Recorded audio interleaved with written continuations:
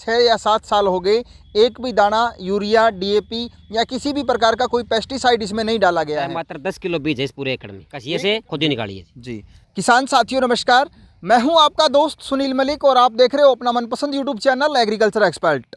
आज इस वक्त हम खड़े हैं हरियाणा के नया गांव के अंदर। जी हां, बरवाला तहसील का हिसार जिले का ये गांव। यहां पर हमारे साथ एक गजब के शख्स हैं जिनका प्रकृति के प्रति प्रेम देखते ही बनता है। खास करके राजीव भाई दीक्षित के बड़े फैन हैं और खेती के अंदर नवाचार इनका मुख्य उद्देश्य है। किस प्रकार से आसपास के किसानों के रोल मॉडल बने हुए हैं। सर सबसे पहले स्वागत है आपका। नमस्कार जी, आपके चैनल में। एक बार अपना परिचय करवा दें हमारे दर्शकों को। गांव नया गांव, नाम Balbir Singh, Shanti Niketan senior secondary school principal हैं जी। अक्सर बहुत से किसान भाइयों के मन में धारणा रहती है कि यूरिया डीएपी के बगैर खेती नहीं हो सकती। अगर यूरिया डीएपी नहीं डालेंगे तो फसल पीली पड़ने लग जाएगी, ग्रोथ नहीं करेगी। यानी बहुत से विचार किसान भाइयों के मन में आते हैं और इस डर के चलते ही वो प्राकृतिक खेती है, ऑर्गेनिक फार्मिंग है, वो नहीं कर पाते। तो जैसा कि आप मेरे पीछे जो गेहूँ की फसल देख रहे हैं, 1 एकड़ के अंदर उन्होंने गेहूँ लगा रखी है और जैसा कि सर ने बताया 7 साल से इसमें कोई भी यूरिया डीएपी नहीं डाली। और आप गेहूं की फसल देख सकते हैं, कोई भी एक सिंगल पत्ता ऐसा नहीं है जो यूरिया की कमी दर्शाता हो, यानी पीलापन हो। ग्रोथ आप देख सकते हैं, काफ़ी अच्छी ग्रोथ है। तो कुल मिलाकर के हमारा ये फसल दिखाने का मकसद ये है कि जिन किसान भाइयों के मन में ये डाउट रहता है कि बगैर यूरिया डीएपी की खेती नहीं हो सकती, तो इसका राज हम आपको उसको बताने की कोशिश करेंगे। सर सबसे पहले आप ये बताइए, वैरायटी कौन सी है जो आपने गेहूँ की लगा रखी है? ये वैरायटी बंसी है। बंसी देसी गेहूं है? हाँ, वो बिल्कुल प्योर देसी है जी बंसी। जी। और आपने इसको मेड के ऊपर यानी बेड बना करके लगाया हुआ है? मेड पे इसलिए लगा रखा है, एक तो इसमें पानी की बचत होती है जी, और दूसरे उत्पादन भी उसके मुकाबले अधिक होता है और बीज इसमें कम लगता है। मात्र 10 किलो बीज है इस पूरे एकड़ में। 1 एकड़ में आपने सिर्फ 10 किलो बीज काम में लिया है? हाँ जी, 10 किलो। तो इसकी बिजाई आपने कैसे करवाई है? हाथ से? ट्रैक्टर से की है जी। ट्रैक्टर से मेड बना करके उसके साथ साथ हो गई। ट्रैक्टर से। और 10 किलो बीज से आप देख सकते हैं काफी अच्छी फसल है। और आपने पिछले साल भी गेहूं लगाई होगी, क्या कुछ उत्पादन 1 एकड़ से मिला? पिछले साल हमारी गेहूं खराब हो गई थी क्योंकि उससे पहले बाड़ी थी जी। और कॉटन जहाँ पर होगी वो कार्बन को खींच लेती है जी, क्योंकि हाइब्रिड बीज है वो धरती की उपजाऊ शक्ति को खत्म कर देती है। इसलिए अब की बार हमने मूंग लगाए हैं और मूंग के ऊपर गेहूं है जो कि बहुत बढ़िया गेहूं खड़ी है आज के दिन जी। अब मैं आपसे ये जानना चाहता हूं, जैसे अपने गेहूं में पहला पानी लगाते हैं जिसे किसान भाई कोर लगाना बोलते हैं। हाँ जी, हाँ जी। उसके उसके बाद अक्सर किसान यूरिया के 1-1, 2-2 कट्टे डालते हैं ताकि जो नाइट्रोजन की कमी ना आए। तो आपने किस प्रकार से इसमें नाइट्रोजन की कमी पूरी की है? हमने अभी तक इसमें कुछ भी नहीं डाले है जी। सिर्फ बिजाई की और बिजाई के बाद में केवल 1 पानी लगाया है और 1 पानी के बाद में अब की बार बारिश अच्छी होती रही है तो पानी की जरूरत ही नहीं पड़ी जी। और उसके बाद खरपतवार के लिए हमने इसमें निराई के लिए खुद ही निकाल रहे हैं जी। यानी कि खरपतवारों के लिए भी जहाँ पे लोग जो इसमें 2,4-D है या एल्ड्रीन, बहुत सारे ऐसे जो हर्बिसाइड आते हैं उनकी स्प्रे वगैरह करते हैं, तो आपने इसमें मैन्युअली जो है खरपतवार निकलवाया है? हाँ बिल्कुल, हाथ से मतलब कसिए से खुद ही निकालिए जी।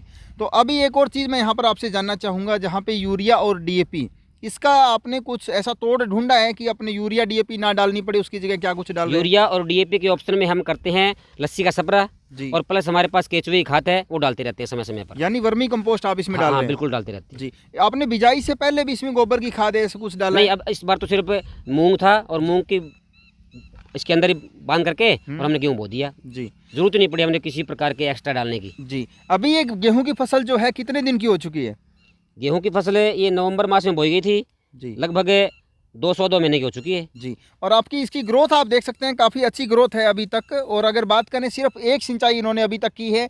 हालांकि ये अलग बात है कि अब की बार बरसात समय पे अच्छी होती है, तो आगे भी अगर ऐसा चलता रहा तो अभी की जो फसल इसकी रिपोर्ट देखें तो काफ़ी अच्छी पैदावार देने की उम्मीद यहाँ पे है।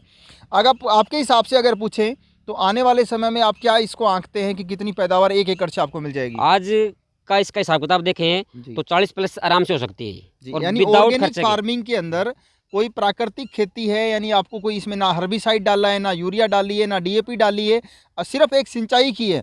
अगर ऐसे में आपको 40 मन गेहूँ 1 एकड़ से मिल जाता है तो मेरे ख्याल से काफ़ी अच्छा है।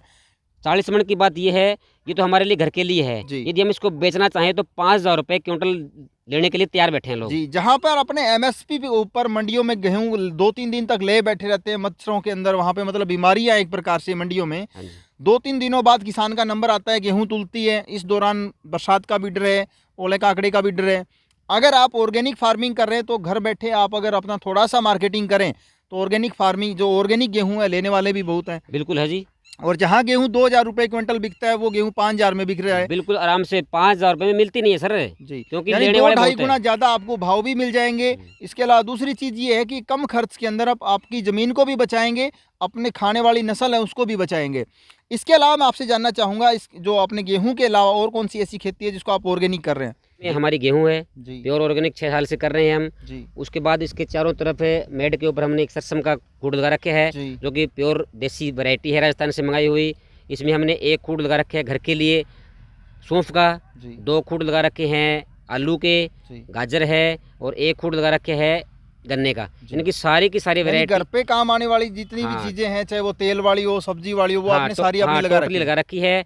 और 1-2 खूडों में हमने अब की बार हल्दी भी लगाई है जी और अगली बार उस हल्दी को हम कुछ आगे और बढ़ाएंगे। जी। तो हल्दी हम चाहते हैं कि घर से ही तैयार करके और उसको यूज करें। जी इसके अलावा इसके इसी एक पेड़ के चारों तरफ से हमने लगा रखा है सरसम का, जी और ये सरसम प्योर ऑर्गेनिक है, देसी है और राजस्थान से मंगाई हुई है। जी। जैसे आप तेल निकालने हाँ, के लिए। तेल निकालने के लिए तो हमारा यही कहना है आपके दर्शकों को जी कि यदि आप तेल निकालना चाहते हो तो प्योर ऑर्गेनिक सरसम का तेल ही निकलवाइएगा। जी। यदि आपने रिफाइंड या डबल रिफाइंड तेल लिया तो वो शरीर के लिए बड़ा घातक है, विशेषकर हार्ट के रोगों के लिए तो ये तेल हमें बिल्कुल भी नहीं यूज करना चाहिए जो रिफाइंड और डबल रिफाइंड लेके आते जी। हैं। हमें कच्ची घानी का तेल यूज करना चाहिए, वो भी सरसम खेत होनी चाहिए, घर की खेत का सरसम। सर, बेड बनाने का कितना कुछ खर्चा आया होगा इस एकड़ में?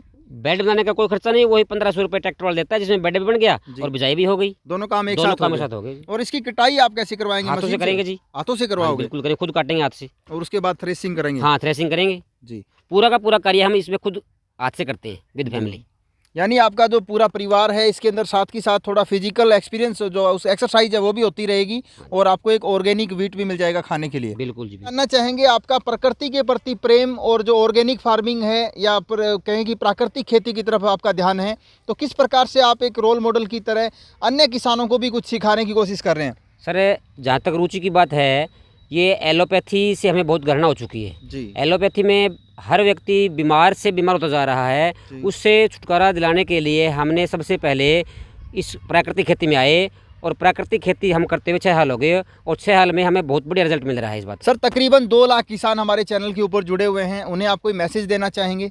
सर, मैं किसानों को यही मैसेज देना चाहता हूँ, यदि अपनी पीढ़ी को बचाना है जी। तो केमिकल यूरिया और डीएपी को हमें बिल्कुल जड़ से ख़त्म करना पड़ेगा। जी। जिस फैक्ट्री ने, जिस मालिक ने यूरिया बनाई है उसने आज तक अपने खेत में यूरिया खाद नहीं डाला और हमारे किसान भाई लाइन में लग करके इस जहर को ले रहे हैं। जी। तो हमारा यही आह्वान है देशवासियों से कि किसी भी कीमत पे हमें यूरिया और डीएपी और केमिकल ये हमारे खेत में नहीं डालना चाहिए। हमारी धरती माता है, इसको हमें बचाना होगा गोबर की खाद के द्वारा। जी। एक और चीज़ मैं यहाँ पर आपसे कहना चाहूँगा, अगर अपने ज़्यादा नहीं कर सकते तो कम से कम अपने घर के खाने के लिए आप 1-2 एकड़ ऐसी शुरुआत तो करें कम से कम। धीरे धीरे आपको खुद के समझ में आ जाएगा कि हम खेती के अंदर क्या डाल रहे हैं और आने वाले समय में आपको इसके क्या दुष्परिणाम देखने को मिलेंगे।